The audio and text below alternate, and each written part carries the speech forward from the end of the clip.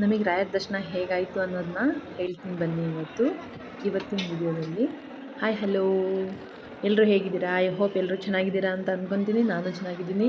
ಏನಪ್ಪ ಇವತ್ತಿನ ವ್ಲಾಗ್ ಮಾಡ್ತಿರೋದು ಅಂತಂದರೆ, ರಾಯರ ದರ್ಶನ ನಮಗೆ ಯಾವ ಥರ ಸಿಕ್ತಿ ಅನ್ನೋದನ್ನ ವಿಡಿಯೋ ಮಾಡ್ತಾಯಿದ್ದೀನಿ. ಇದು ನನ್ನ 4ನೇ ವಿಡಿಯೋ ಅಂದ್ಕೊತೀನಿ. ಹಾಗಾಗಿ 4ನೇ ವಿಡಿಯೋದಲ್ಲಿ ಏನಿದೆ ಅಂತ ನೋಡೋಣ ಬನ್ನಿ. ರಾಯರ ದರ್ಶನ ಹೇಗಾಯಿತು ಅನ್ನೋದನ್ನು ನೋಡೋಣ ಬನ್ನಿ. ಏನಪ್ಪ ಅಂತಂದರೆ, ನಾವು ಎಂಟ್ರಿ ಆದಮೇಲೆ ಒಳಗಡೆ ಹೋಗಿ ದರ್ಶನ ಮಾಡ್ಕೊಂಡು ಬಂದ್ವಿ. ಒಳಗಡೆ ದರ್ಶನ ಮಾಡ್ಕೊಂಡು ಬಂದಾದಮೇಲೆ ಅಲ್ಲಿ ರಾಯರ ದರ್ಶನ ಪಡಿಬೇಕಾದ್ರೆ ಅಲ್ಲೊಂದು ಅವಘಡ ನಡೀತು. ಅದೇನಂತ ಲಾಸ್ಟಿಗೆ ಹೇಳ್ತೀನಿ, ನೋಡೋಣ ಬನ್ನಿ.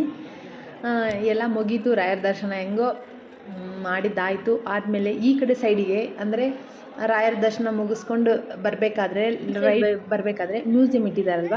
ಮ್ಯೂಸಿಯಂ ಅಂದರೆ ಮಂತ್ರಾಲಯ ದೇವಸ್ಥಾನದ್ದು ಎಷ್ಟು ಇದಿದೆ, ಯಾವ ಥರ ಇದೆ, ಹೇಗೆ ಕಟ್ಟಿದ್ದಾರೆ, ಯಾವ ಆ್ಯಂಗಲಲ್ಲಿ ಕಟ್ಟಿದ್ದಾರೆ ನೋಡಿ. ಇದು ಈ ಥರ ಯಾವುದು ಏನು ಅಂತ ಎಲ್ಲ ಮ್ಯೂಸಿಯಂ ಥರ ಇಟ್ಟಿದ್ದಾರಲ್ವ. ಹಾಗಾಗಿ ನಾವು ಅಲ್ಲಿ ಅದೆಲ್ಲ ನೋಡ್ಕೊಂಡ್ಬಿಟ್ಟು ಮತ್ತೆ ಸ್ವಲ್ಪ ಹೊತ್ತು ಅಲ್ಲಿ ಕೂತ್ಕೊಂಡ್ವಿ. ಭಗವಂತ ಕಾಪಾಡಪ್ಪ ಅಂತೇಳಿ ಕೂತ್ಕೊಂಡ್ಬಿಟ್ಟು ನೆಕ್ಸ್ಟ್ ಆಚೆ ಬರಬೇಕಾದ್ರೆ ಅಲ್ಲಿ ದೇವರ ರುದ್ರಾಕ್ಷತೆ ಇಸ್ಕೊಂಡ್ಬಿಟ್ಟು ದೇವರ ಮೇಲಿನ ಹೂವು ಇಸ್ಕೊಂಡ್ಬಿಟ್ಟು ನಾವು ಆಚೆ ಬಂದ್ವಿ. ಆಚೆ ಬಂದಿದ ನಂತರ ನೇರವಾಗಿ ಎಲ್ಲಿ ಹೋದ್ವಿ ಅಂತಂದರೆ ನೋಡಿ, ಪ್ರಸಾದ ದಾಸೋಹಕ್ಕೆ ಹೋದ್ವಿ. ಪ್ರಸಾದಕ್ಕಂತ ಹೋದ್ವಿ. ಸದ್ಯಕ್ಕೆ ನಾವು ಹೋದಾಗ ಅಷ್ಟು ರಶ್ ಇರಲಿಲ್ಲ. ನಮ್ಮ ಅಕ್ಕವ್ರು ಹೋದಾಗ ತುಂಬ ಫ್ರೀ ಇದ್ದರು, ಇಷ್ಟು ಜನನೂ ಇರಲಿಲ್ಲ. ಎಷ್ಟು ಪ್ರಶಾಂತವಾಗಿ ಹೋಗಿ ಬಂದಿದ್ದಾರೆ ಗೊತ್ತಾ ಅವರು. ನಾವು ಹೋದಾಗ ಸ್ವಲ್ಪ ಜಾಸ್ತಿ ಜನ ಇದ್ದರು. ಹಾಗೆ ಇನ್ನೇನು ನಾವು ದರ್ಶನ ಪಡ್ಕೊಂಡು ಇನ್ನೇನು ಹೋಗೋಣ ಅಂತೇಳಿ ಹೋಗ್ತಾಯಿದ್ವಿ. ಅದು ಎಷ್ಟು ರೌಂಡ್ ತಿರುಗಬೇಕು ಅಂತಂದರೆ, ಜನ ಜಾಸ್ತಿ ಬಂದಾಗ ಇದಂತೂ ಮಾಮೂಲಿ ಬೇಕೇ ಬೇಕು. ನಾವು ಏನೋ ಜನ ಇರಲಿಲ್ವಲ್ಲ, ಅಲ್ಲಿ ಡೈರೆಕ್ಟಾಗಿ ಬಿಡ್ಬೋದಾಗಿತ್ತು, ಬಿಡ್ತಿರ್ಲಿಲ್ಲ. ಹಾಗೆ ಬನ್ನಿ ಅಂತ ಹೇಳ್ತಿದ್ರು, ಎಲ್ಲರೂ ಹಾಗೆ ಹೋಗ್ತಿದ್ರು. ಹಾಗಾಗಿ ಇನ್ನೇನು ಮಾಡೋದು ಅಂತ ನಾವು ಹೋದ್ವಿ.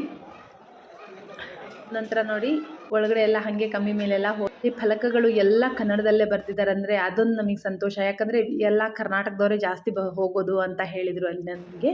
ಹಾಗಾಗಿ ನಾನು ಎಲ್ಲ ಫಲಕಗಳನ್ನೆಲ್ಲ ಓದ್ಕೊಂಡು ಮುಂದೆ ಹೋದೆ.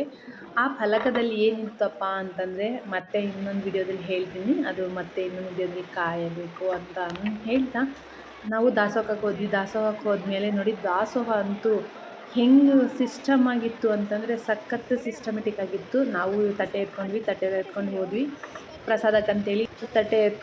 ಪ್ರಸಾದ ಹಾಕ್ಸ್ಕೋಬೇಕು ಅಂತೇಳಿ ತಟ್ಟೆ ಎತ್ಕೊಂಡು ಹೋದ್ವಿ. ನನಗೆ ಪ್ರಸಾದ ಹಾಕಿದ್ರು. ನಮ್ಮ ಯಜತಿ ಇನ್ನೊಂದು ಸ್ವಲ್ಪ ಅನ್ನ ಹಾಕಿ ಅಂತ ಕೇಳ್ತಿದ್ದ. ಇದು ತಿನ್ಬಿಟ್ಟು ಬಾ ಹೋಗು ಅಂತಂದರು. ಆಯಿತು ಅಂತೇಳಿ ಮುಂದಕ್ಕೆ ಕಳಿಸಿದ್ರು ಅವ್ರಿಗೆ. ಹಾಗಾಗಿ ಇನ್ನೊಂದು ಸತಿ ಹೋಗಿ ಮತ್ತೆ ಎಷ್ಟಾದರೂ ತಿನ್ನು, ಒಟ್ಟು ಏನು ಮಾಡಬೇಕಲ್ಲಿ ಒಂದು ಅಗಲು ಬಿಡಬಾರ್ದು. ನಮ್ಮ ಶ್ರೀ ಗುರು ತಿಪ್ಪೇರುದ್ರ ಸ್ವಾಮಿ ಅವರು ಹೇಳ್ದಾಗೆ ನೋಡಿ, ನನಗೆ ಪ್ರಸಾದ ಎಷ್ಟು ಖುಷಿಯಾಗೋ, ಎಷ್ಟು ಚೆನ್ನಾಗಿತ್ತು ಅಂತಂದರೆ ಅಲ್ಲಿ ಆ ಪ್ರಸಾದನ ಸ್ವೀಕರಿಸೋರೇ ಧನ್ಯರು ಅಂತ ಹೇಳ್ಬೋದು. ಅಷ್ಟು ಚೆನ್ನಾಗಿತ್ತು. ನಾವು ಪ್ರಸಾದ ಹಾಕ್ಸ್ಕೊಂಡ್ಬಿಟ್ಟು ಮತ್ತೆ ನಾವು ಹೋಗಿ ಲೈನಲ್ಲಿ ಕೂತ್ಕೊಂಡ್ವಿ. ಲೈನಲ್ಲಿ ಕೂತ್ಕೊಂಡಾದಮೇಲೆ ನಾನು ಎಲ್ಲರದ್ದು ವಿಡಿಯೋ ಮಾಡಿದೆ. ಸ್ವಲ್ಪ ನನ್ನ ಪ್ರಸಾದನ ಸ್ವಾಮಿ ಕಾಪಾಡಪ್ಪ ಅಂತೇಳಿ ಮುಕ್ಕೊಂಬಿಟ್ಟು ನಾನು ಪ್ರಸಾದ ಸ್ವೀಕರಿಸಿದ್ದಾದಮೇಲೆ ಮತ್ತೆ ಅಲ್ಲಿಂದ ಪ್ರಸಾದ ಸ್ವೀಕರಿಸಿದ್ದಾದಮೇಲೆ ನಾವು ಅಲ್ಲಿಂದ ನೇರವಾಗಿ ಆಚೆ ಹೋಗಬೇಕಾಯಿತು. ಯಾಕಂದರೆ ನಾವು ಪ್ರಸಾದ ಆಗೋಯ್ತಲ್ವ, ಅನ್ನದಾಸೋಹ ಆಯ್ತಲ್ವ, ಅಲ್ಲಿಂದ ನಾವು ನೇರ ಆಚೆ ಹೋಗ್ತಿದ್ವಿ. ನೋಡಿ, ನಮ್ಮ ಅಕ್ಕ ಮುಂದೆ ಹೋಗ್ತಿದ್ದಾರೆ, ನಾನು ಹಿಂದೆ ಹೋಗ್ತಾಯಿದ್ವಿ. ಹೋಗ್ತಿರ್ಬೇಕಾದ್ರೆ ವಿಡಿಯೋ ಮಾಡಿದೆ. ಸ್ವಲ್ಪ ಎಷ್ಟು ನೀಟಾಗಿ ಅಚ್ಚುಕಟ್ಟಾಗಿ ದಾಸೋಹ ಅಂದರೆ ಸಖತ್ತಾಗಿತ್ತು. ಆಚೆ ಬಂದ್ವಿ. ನಮ್ಮ ಮುಖ ನೋಡಿ ಹೆಂಗಿದೆ ಅಂತಿತ್ತು. ಅಲ್ಲಿ ಸ್ವಲ್ಪ ನಾನು ವಿಡಿಯೋ ಮಾಡಿದೆ. ವಿಡಿಯೋ ಮಾಡಿದ್ದಾದಮೇಲೆ ನಾವಿನ್ನೇನು ಮುಗೀತಲ್ವ, ಪ್ರಸಾದ ಇಸ್ಕೊಂಡು ಹೋಗ್ಬೇಕು ಅಂದ್ಕೊಂಡ್ವಿ. ಪ್ರಸಾದ ಇಸ್ಕೊಂಡು ಹೋಗ್ಬೇಕಾದ್ರೆ ಇಲ್ಲಿ ನೋಡಿ ಎಷ್ಟು ಚೆನ್ನಾಗಿದೆ. ಮುಂದೆ ಗಾರ್ಡನ್ ಸೂಪರಾಗಿತ್ತು.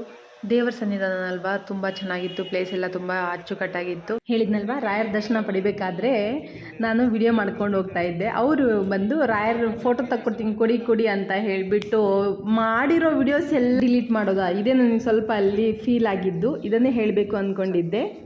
ಅಲ್ಲಿವರೆಗೂ ಎಲ್ಲರೂ ಕಾಯ್ತಾ ಇರಿ. ಹಾಗೆ ಲೈಕ್ ಮಾಡಿ, ಶೇರ್ ಮಾಡಿ, ಕಮೆಂಟ್ ಮಾಡಿ, ಬೆಲ್ ಐಕನ್ ಮಾಡೋದನ್ನ ಮಾತ್ರ ಮರಿತಾ. Thank you so much.